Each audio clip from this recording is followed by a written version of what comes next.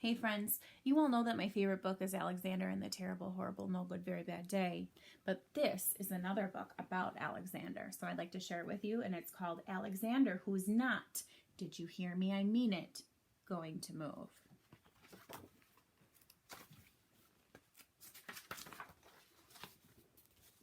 They can't make me pack my baseball mitt, or my I Love Dinosaurs sweatshirt, or my cowboy boots. They can't make me pack my ice skates, my jeans with 8 zippers, my compass, my radio, or my stuffed pig. My dad is packing, my mom is packing, my brothers Nick and Anthony are packing. I'm not packing. I'm not going to move. My dad said we have to move where his new job is. That job is 1,000 miles away. My mom says that we have to move where our new house is. That house is 1,000 miles away. Right next door to the new house, there's a boy who's Anthony's age. Down the street, there's a boy who's the same age as Nick. There's no one next door or down the street, or maybe even for 1,000 miles, who is my age. I'm not. Do you hear me? I mean it. I'm not going to move. I'll never have a best friend like Paul again.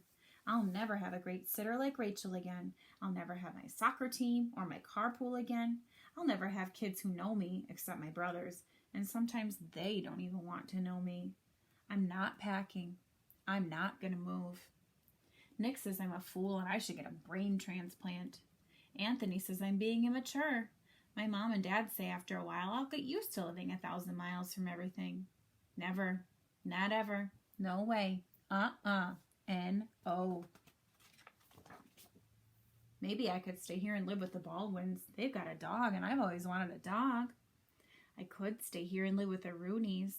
They've got 6 girls. They've always wanted one boy. Maybe I could stay here and live with Mr. and Mrs. Oberdorfer. They always give out great treats on Halloween. And maybe I could stay here and live by myself in the treehouse, or maybe in a tent, or maybe a cave. Nick says I could live in the zoo with all the other animals. Anthony says I'm being immature. My dad says I could take one last look at all my special places. I'm taking a look, but it won't be my last.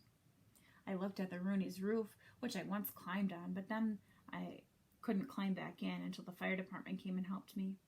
I looked at the Pearson's drugstore, where they all said my mom had to pay $80 when I threw the ball in the air that I almost caught. I looked at the lot next to Albert's house, where I once and for all learned how to tell which was poison ivy.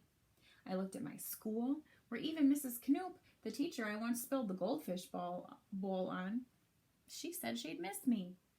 I looked at all my special places where all the different things happened. Not just different, bad, but different good. Like winning the sack race, like finding that flashlight, like spitting further than Jack 3 times in a row. Like selling so much lemonade that my dad said I would probably have to pay taxes. My dad was just making jokes about paying taxes. I wish he was just making jokes about having to move.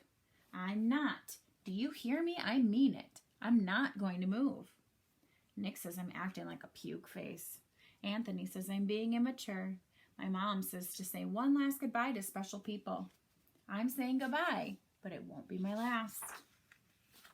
I said goodbye to my friends, especially Paul, who's almost like having a brother, but he doesn't say puke face or immature. I said goodbye to my neighbors, especially Miss Swoozy, who is almost like having a dog because she's the Baldwin's dog, but not mine.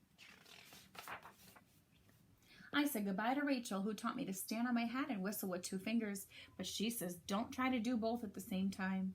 I said goodbye to Seymour the cleaners, who, even if it's gum wrappers or an old tooth, always saves me the stuff I leave in my pockets.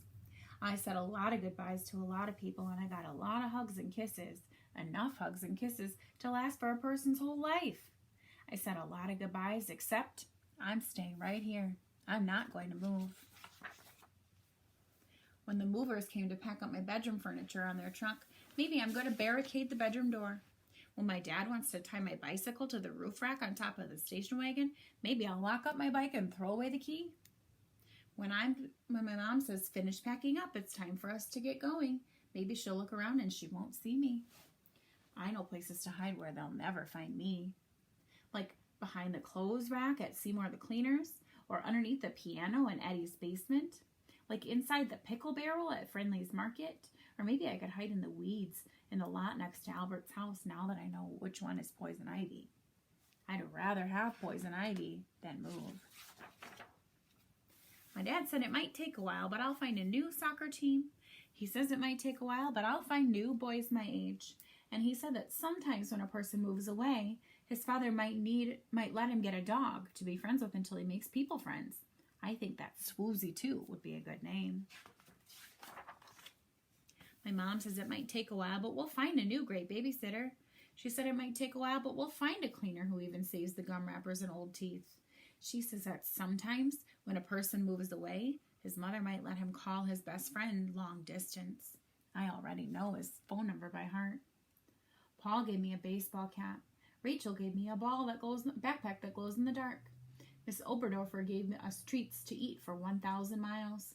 Nick says if I'm lonesome in my new room all by myself, he might even let me sleep with him once in a while.